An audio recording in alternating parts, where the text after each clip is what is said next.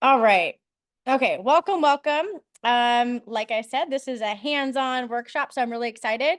So the intent of this series of exercises we're about to do is to build a catalog that is easy for clients to find things to say yes to, the things that you know are going to sell. You want to have those in there, but you also want to have options that are like right around them.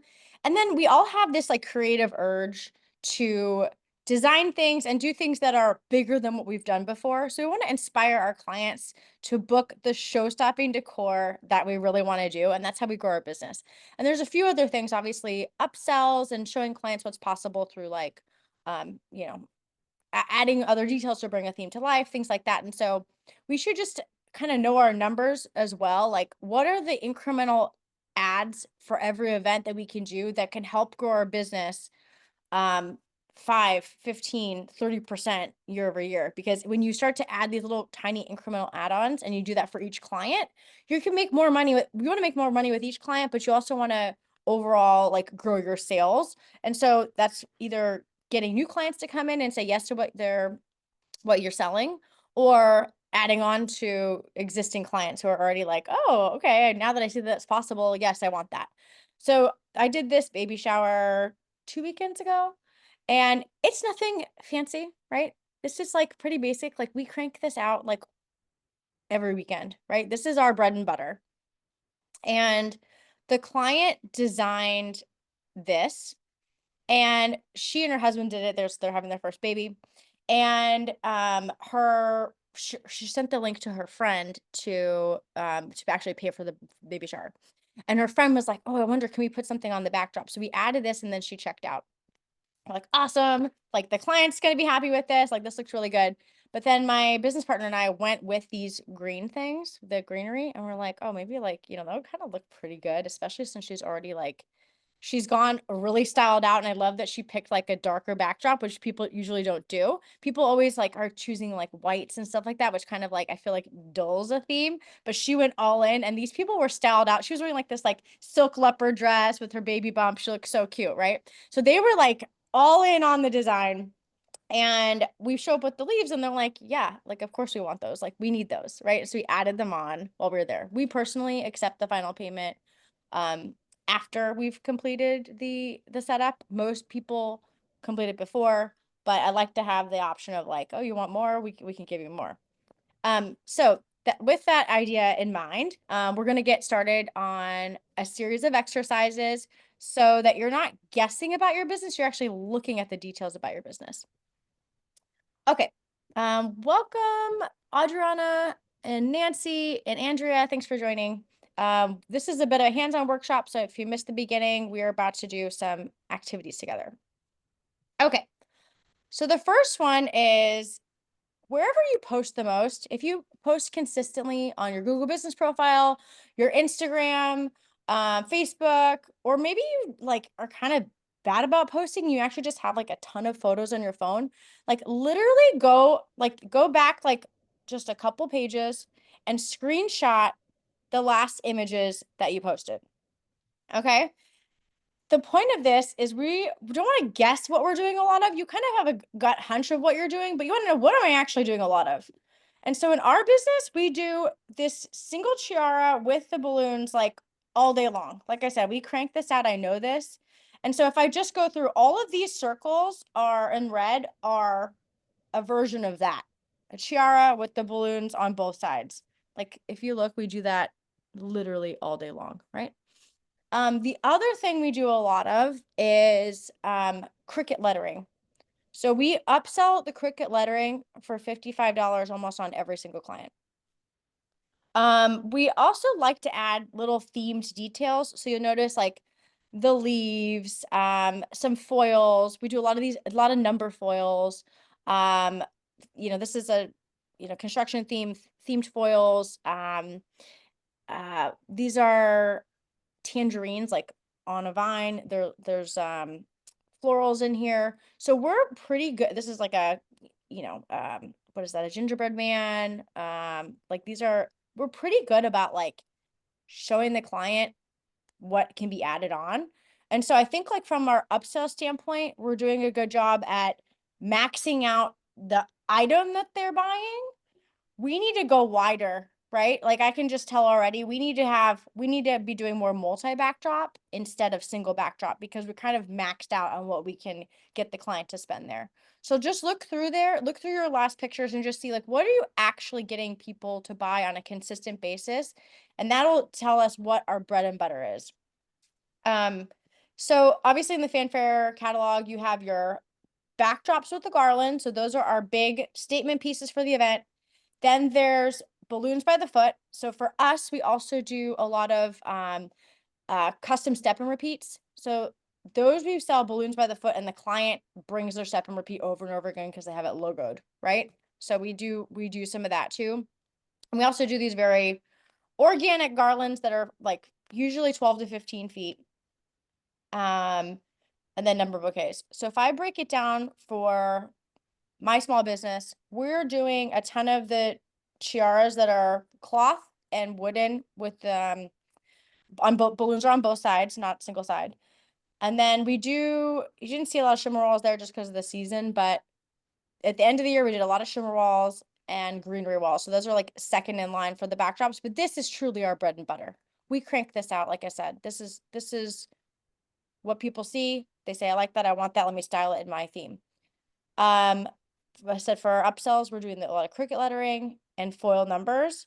And then we also, this isn't like, these are not clear front runners. It's like a smattering of things, right? These are our clear front runners that we're repeatedly selling over and over again. And then we do those number bouquets too. Even though I don't think we're very good at it, somehow we sell them.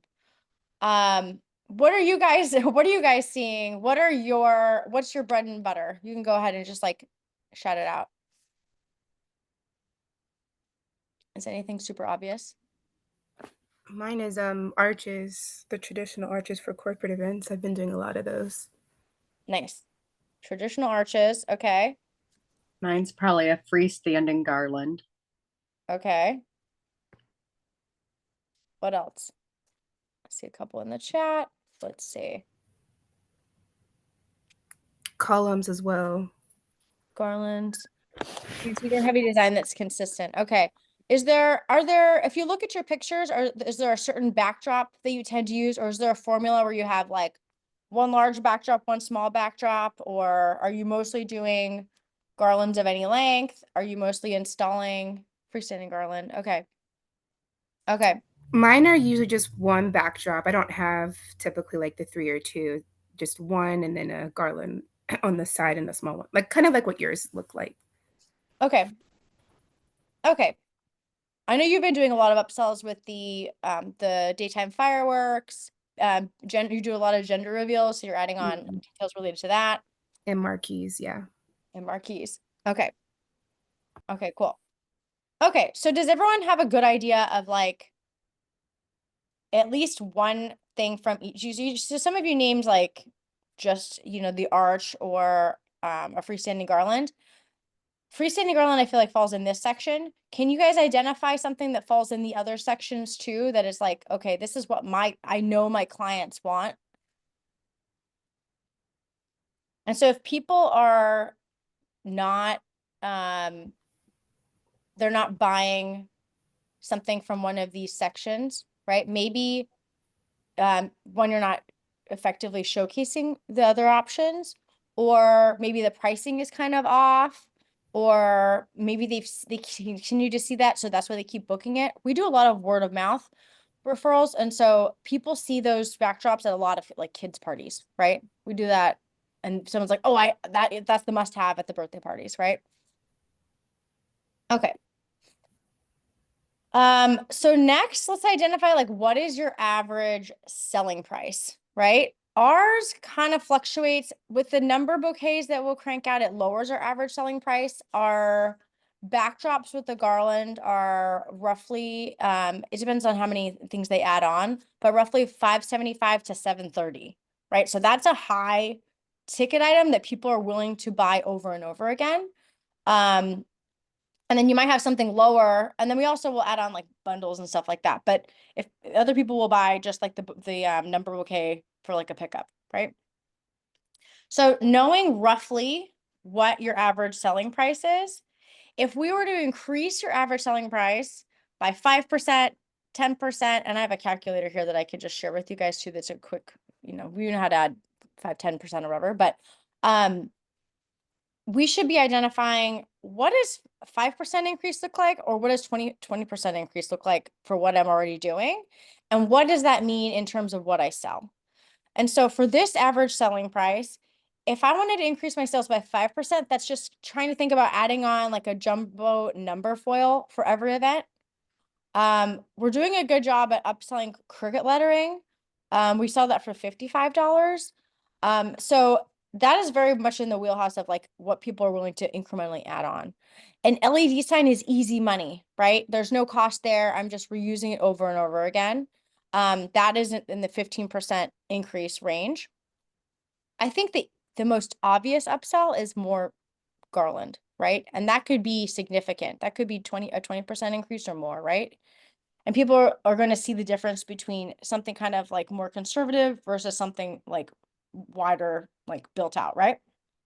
So that will show the client, like when they see it, then they decide, okay, I'm willing to spend more incrementally because I can see the effect that this will have on my event.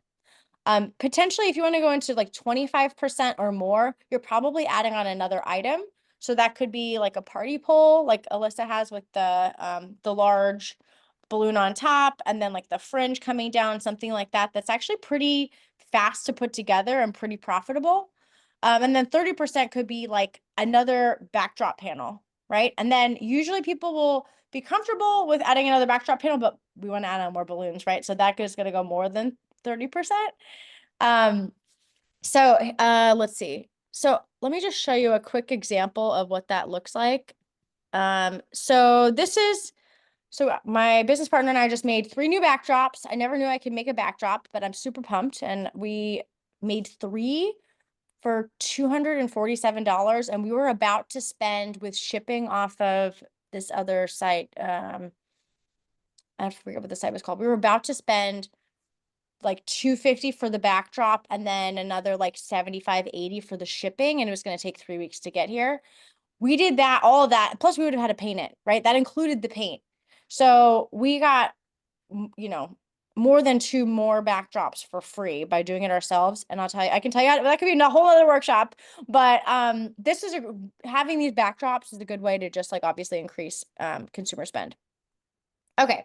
I personally don't rent out backdrops on their own. I know a lot of people who do. Alyssa, these people have bigger operations. That doesn't make sense for my business because I don't have like a huge inventory of them. I want to keep them for clients who are going to buy the balloons, right? Because there's a huge difference between making $150 on a backdrop and letting that go out versus like holding this for a client who could really spend some money. So this is kind of the range of what we're usually selling in, right?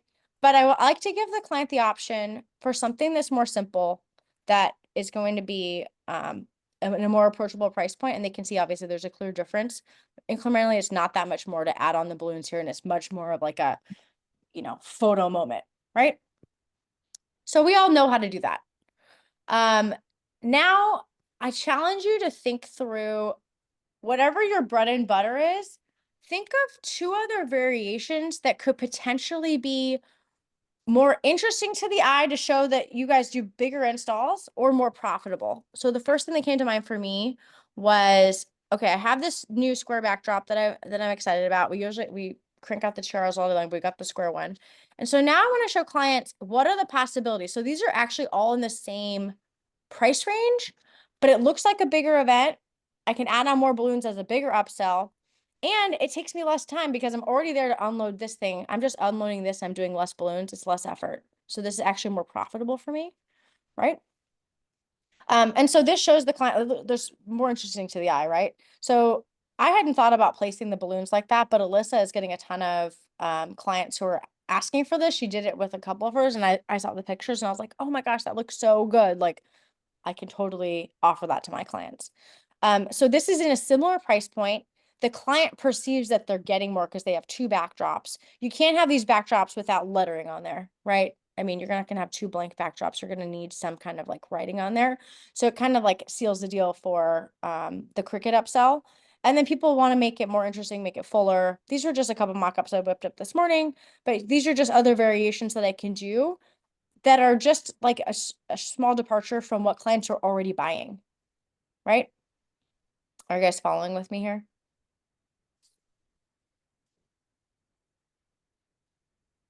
Yeah, you can visualize it as a trim roll. Yeah. Yeah. And Nancy, I know that you do a lot of big custom things based on the space. And you're charging a much higher price point. So you want larger clients. And we'll get to you. You're doing a lot of showstoppers. Maybe to have some more consistent business, you should consider having some client faves that you can crank out to, right? Okay. All right. So do you have an idea of what these numbers are and what those things would be that you would be adding on to get to these, you know, higher sales increases?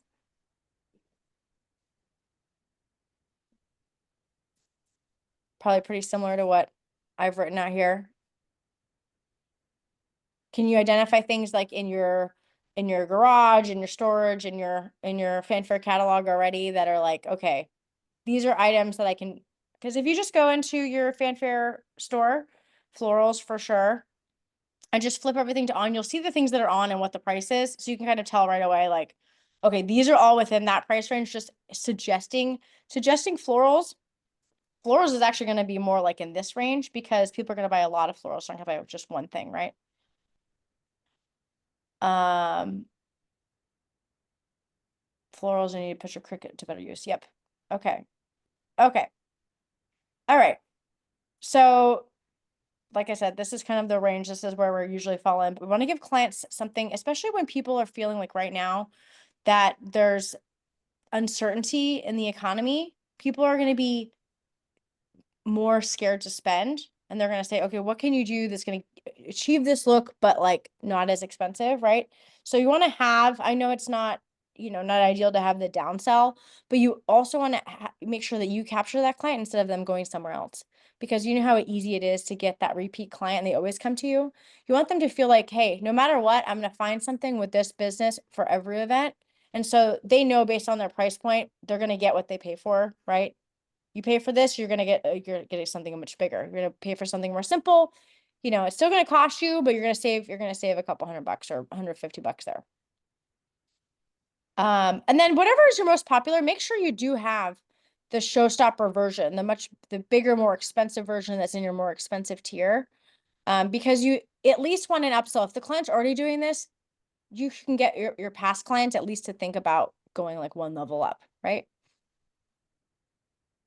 Okay, and that's what I just showed you.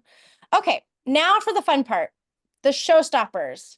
So I'm sure you're following a bunch of other balloon artists online. You're looking at their stuff and you're like, oh, I love the way that looks, right? And sometimes you wonder, can I achieve that look? Like, what is it like? And usually once you have this skill, it's just like, a little bit of practice to do like this one. I'm like, oh my God, I love how organic this looks. This looks super cool. Will people hire me for that? So I want to put these types of designs in my store because I want clients to book that. I want to do that. I want to actually like make that come to life. That's more like the creative fulfillment that we probably all feel like, we have that creative drive, you have that itch, like, let me just try some of these things. Same with something like this, like, ooh, what if I just like thought about putting in some interesting props and like a ton of balloons and just see like if that client comes in, they like this, they book it, I'll go buy, the Eiffel Tower. The numbers, this is super popular in the UK. It's popular here too, but like this as being the statement piece. And so I rent these letters from a guy for $45 a letter and I sell them on my Fanfaire store for 90. And so I love this because I'm selling a ton of balloons. I'm making $90 on this markup and I don't have to go back. So like time-wise, this is super efficient and a big statement type of thing that I can sell. And I really haven't been pushing this at all. So now that I'm like trying to think about what other things I should be doing, I'm thinking about profit. I'm thinking about like desire of like what I like to see. And so that totally fits that. We rent out an easel. We're looking at buying some of those acrylic discs and acrylic signs to do the Cricut on those as well. That's always great for like, you know, baby showers, bridal showers, a public space where people, guests are entering in for a meal. So like at the front door, having something like that, right? So we have done a few versions of this and we do this, but this just looks better for some reason. See, I don't know if you guys follow Blow It with Bex, but she's added in these amazing florals and like, you know, this looks like a tulle butterfly type of like sash going down. It's like those things will add up. The client's never going to be able to achieve this, and this is not going to take you that much time or that much money to put together. This is Alyssa's. I love this. Like this is built on an Aeropole system. These are, you know, we've all done the ice cream cones. This is just like a more elaborate version of like the ice creams. It's so cute. Like for summer, I love that. I want to do that. I would love to like see the finished results of that. I'm sure clients would love that.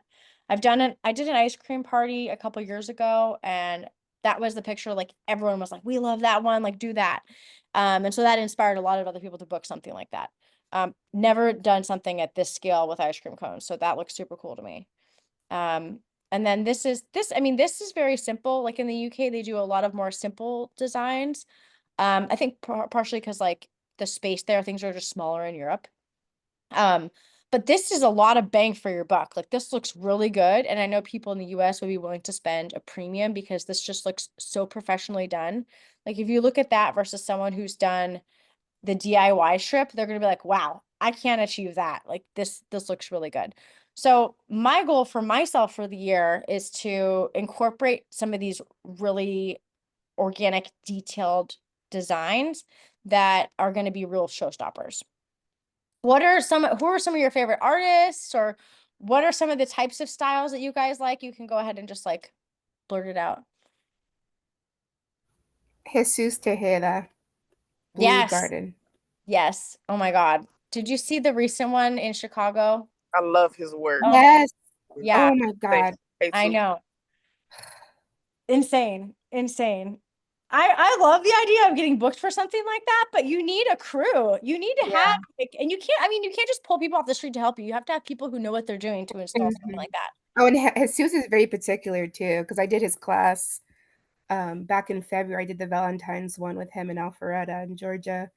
And he Oh, asked me to come help Cool. him, but I wasn't able to because I had the kids. But oh, he's in Atlanta pretty often, so I always have opportunities with him.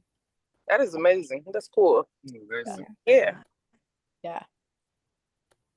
So okay, so taking from that, Adriana, like, do you want to incorporate some? I saw you that that Yeah, red so I wrap used you did, but yeah, so I used his style to do the pink print setup, and I want to do more of it.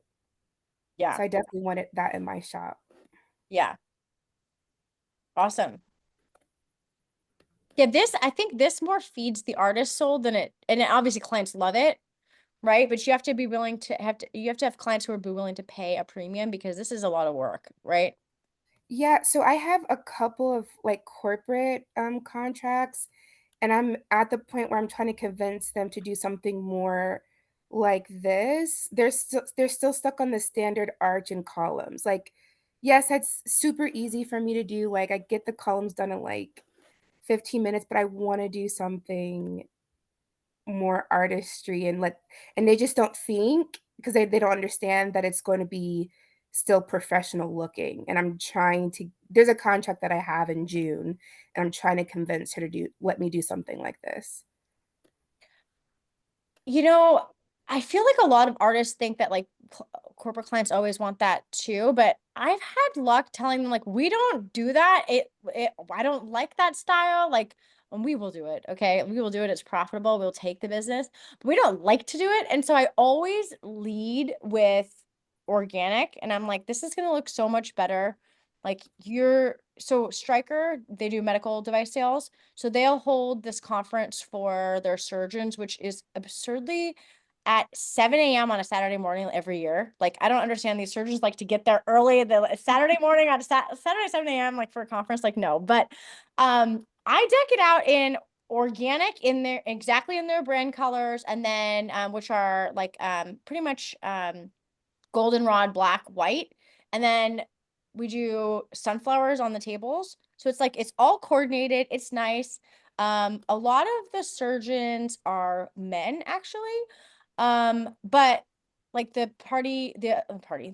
event coordinators are women who have an eye for, they want things that are aesthetically pleasing. Surgeons have a good attention to detail, right? And so while they are men, they still like have a good attention to detail. So things should be aesthetically pleasing and like, you see where I'm going with that? Mhm. Like just because it's corporate doesn't mean they want like, it almost feels like it's just a dated look, I think, with the classic decor. That is totally my opinion. But I think a lot of people would be willing if they see pictures like this to do something like that, Okay. I just Totally. need to add it to my store because this June contract that I have, I'm talking it through with her, and she's just like, "No, we'll just do the columns and the arch. This is not like a kids thing." And I'm like, "It's definitely not." Yeah. Yeah. Well, so in your design studio, make sure that you add photos that are associated with designs that you've done so they can see. And then suggest it in collaboration mode, like give them their columns, but like also show them what's possible. Mhm. Like load it up in the cart and be like, yeah, yeah, yeah, you can do the columns, but let me just give you some ideas of what else could look good. And then, they're like, okay, wait a minute. What am I doing? Not that much more for me to get something that's like a really amazing all in one bang of a photo moment. Yeah, yeah. Okay, anyone else have any things that they're dying to do?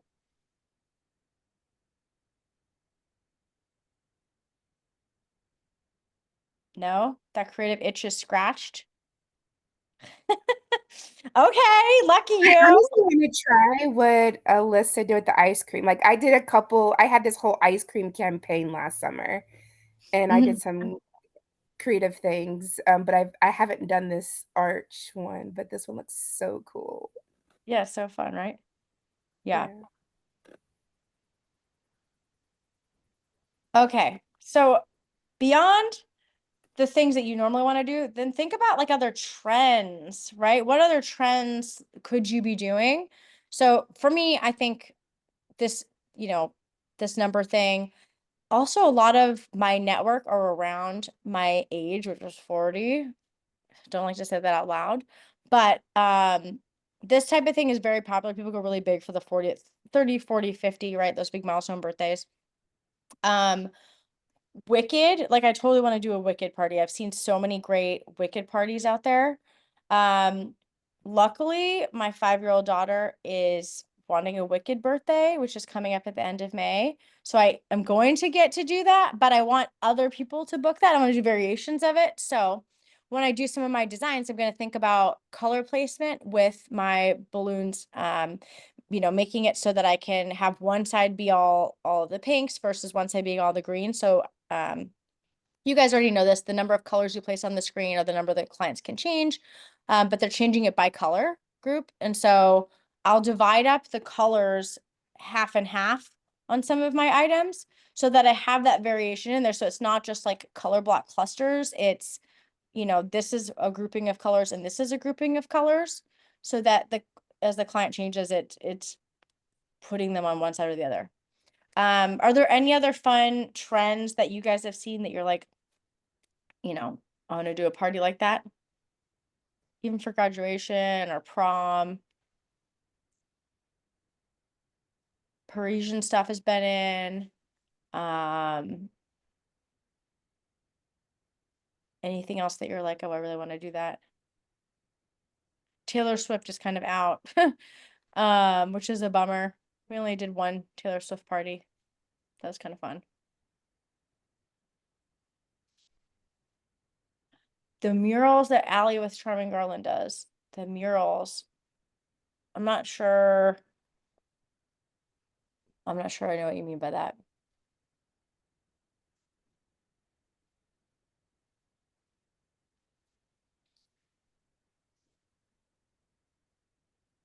You think of things all day long and nothing now. No, totally. I know. Like you see something, it'll just come to you. You'll see something online like, oh my gosh. So start thinking through some of those trends. Okay, I don't know if this is a trend go ahead. this year or if it was last year, but, like, Making a garland out of foils. It Uh-huh. seems so complicated. Oh, and expensive and time consuming and not very profitable. I would Okay. be doing that. It can look cool, but yeah. I'm just thinking for my latex clients that are that have Allergic. the allergy. Mm-hmm.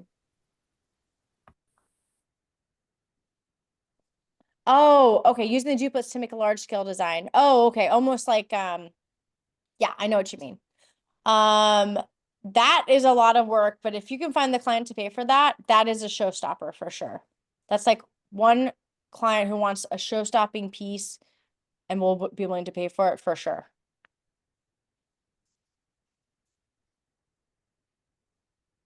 Okay. Okay. The other thing we want to think about, yes, Andrea, great. The other thing we want to think about is seasonality. So sprinkling in things that are meant for the season, right? Obviously, everyone's got graduation top of mind. You can think about, holiday by holiday, like, we'll include things for Memorial Day or 4th of July. You want to have patriotic things in there, maybe some flags or whatever.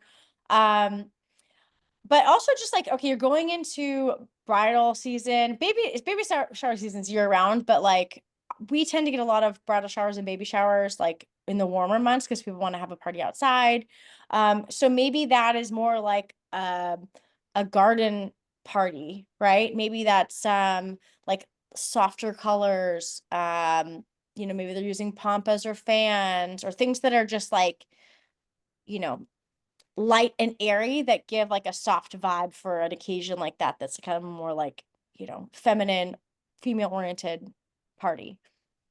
Um, let's see. And then like all wedding season, like all whites, like variations in whites. You want to showcase stuff like that. And then obviously you'll suggest those things and collaborate, but being able to feature accessories that go with that, like hanging pearls or just, feathers or, the right type of chair that goes with that or pedestals, things like that, that all kind of like flow together for a look like that. Maybe you even offer like that, like, what is that? A jute rug that goes under the main photo moment, right?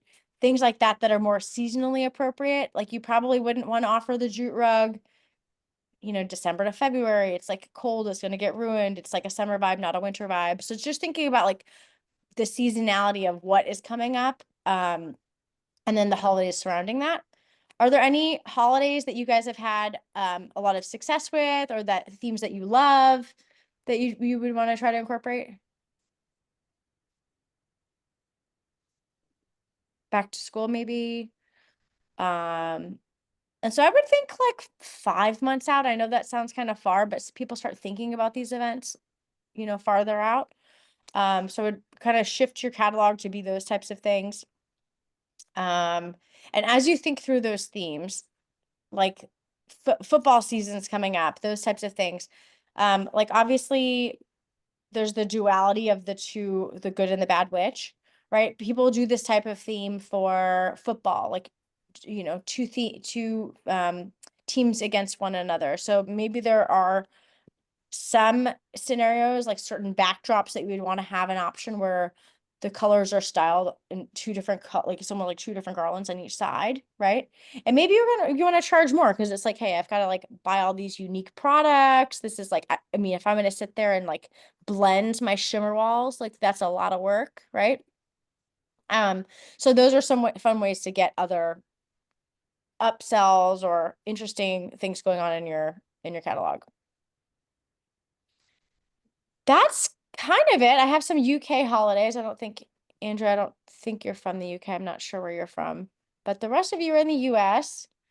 So do we want to revisit and you want me to go back? I think the most important part is having your upsells and then your adjacent upsells. Oh, you're in Georgia. Awesome. So is Adriana.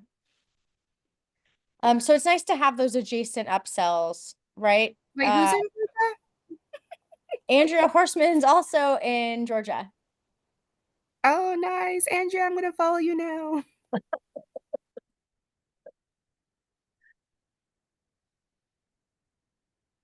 Yeah, the whole point of this is really to capture the client, right? No matter what.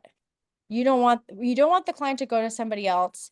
You want to protect your profit margins, and you want to be able to show them what's possible so that you can lead them to bigger, right? What other questions do you guys have as far as like designing your catalog, what to put in there? Building a catalog from scratch can be hard. Obviously, it's already broken out into the 3 sections. So if you think back to probably when you got started, you thought about like having one of those menus made that was like the garland, the arch, like there's like, like 10 things on the menu that some graphic designer would do online and send to you in your brand colors, right? So something, think back through the things that actually sell, what you want to sell, what clients may consider, and then, depending upon how long you've been in business, you kind of know what sells and what people are willing to buy. And maybe there's like a few variations. So like I said, I also sell like a 12-foot garland. People buy that all day long because it's easy. Takes us 5 minutes to install. I love that because it's just like very profitable, fast. We can do tons of those over the weekend. And people will also buy a larger version of that. So here where I'm located, we don't have tons of property space, and so people's houses are kind of maximized. So a lot of people have the slider doors that open wide open, so they'll have like an indoor outdoor space for their events because they don't have a huge yard, and so they'll put it along their slider doors. And so that's a great way to like pull the party inside and out at an affordable cost. And so that could be, have a couple variations of something like that. Whenever you're suggesting in collaboration mode, I totally suggest adding in like just like little bundles around the room or like something at the front door. Those are easy upsells where the client will stop and think, and like half the time they'll say, yes, I want that, because it kind of pulls all the decor from the whole space together, even if the space is like spread over a couple rooms or whatever. So yeah, that's kind of it. I mean, now I'm gonna I'll stop recording. Does anyone have any